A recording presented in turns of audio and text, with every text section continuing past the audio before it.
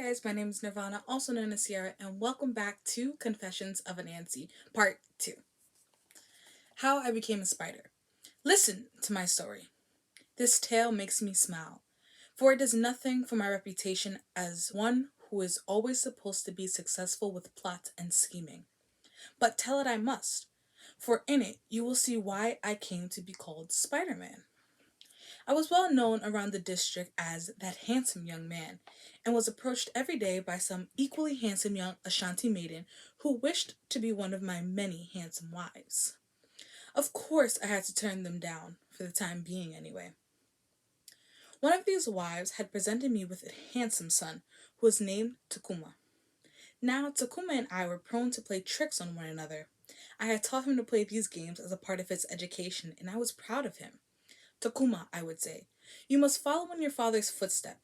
Always be one step ahead of other men, for they will cheat and enslave you, if they can. So we tried to catch each other out, but of course I won most of the time. Well, about that time, I had 3 acres of land upon which grew maize, peppers, and a few fruitful trees, and I tended them well. Close by, the village chief had a plot of land where he used to graze his cattle. On this particular morning, I awoke to find that someone had trampled all over my crops. "You'll be sleeping alone tonight," I told my wife. "I'll be on the watch by our field, and I'll catch this vandal without a doubt." So that night, I crouched down in the bush, preparing for an all-night vigil to catch the person causing such wanton damage. Of course, I fell asleep, but was soon rudely awakened by heavy movements nearby. Leaping to my feet, I took hold of a large stone and cast it with all my strength toward the sound. "Take that, you wicked man, you!" But the only reply was a crunch as something heavy hit the ground. I ran with glee to catch the intruder, but only tripped over a large cow that had obviously strayed from the chief's field to eat my sweet maize. "Oh, my lord Naomi, protect me. I've just killed the chief's prize cow, and it's very dead." I ran home in a panic and blurted out the story to my dear wife. "You're a dead man," she comforted. "The chief will kill you for sure." We must think up a ruse to save my skin. So we sat up all night to come up with a trick or two. Next day, I prepared the way for our scheme, then set off to see my neighbor. "Neighbor," I smiled, "I need your help to pick ripe fruit for my trees. I'll pay you well." We struck up a deal and went to the field, carrying long sticks to loosen the fruits. Pointing to a particular tree, I instructed, "You start picking whilst I fetch the baskets." So he did, poking and swishing at the high branches. Fruit began to fall, but something else fell. Kerplunk! Something very large and heavy. So large, it looked like a cow. In fact, it was a cow.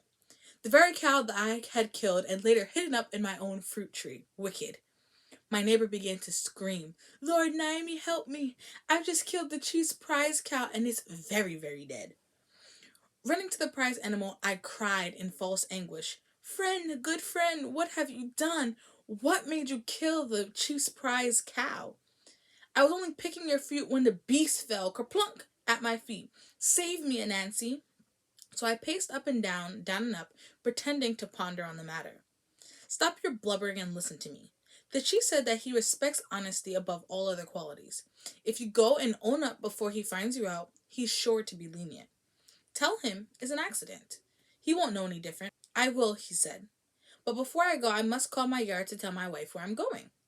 "Good idea," I murmured with my hand over my mouth to disguise the imminent laughter.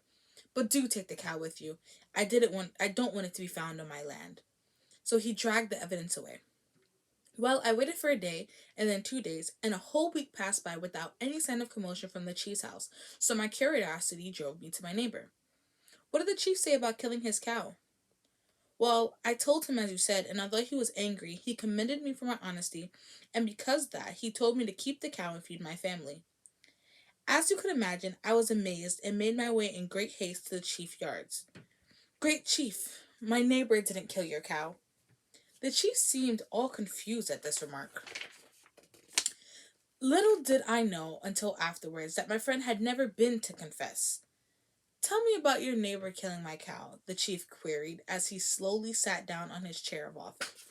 So I happily told him that it was myself that had slaughtered his cow and set it up in my fruit tree. With a mighty roar, the chief rose and charged at me to give me such a terrible blow that I shattered into a million pieces. As my bits fell to the floor, they all became tiny spiders, and the bit that was me ran off into a crack in the floorboards. I have lived in dark nooks and crannies ever since. I speak the truth. Being the son of Miami, however, did give me the ability to take on different shapes and sizes at will. But I quickly realized that retaining the form of a spider had its uses. Being so small, I was able to avoid danger. By hiding in the most inaccessible places and from those lodgings, I could eavesdrop on all sorts of conversations that often proved useful in the day to day game of survival. Sometimes I will pass among my people as a warrior.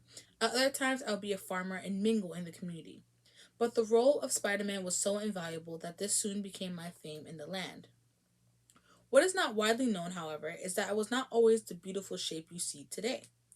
When the chief licked me with one stick, bursting me into fragments that made me into a spider, I was just a lump, fat and round, not the slim waist attractive spider you love. Stay tuned for part 3, guys.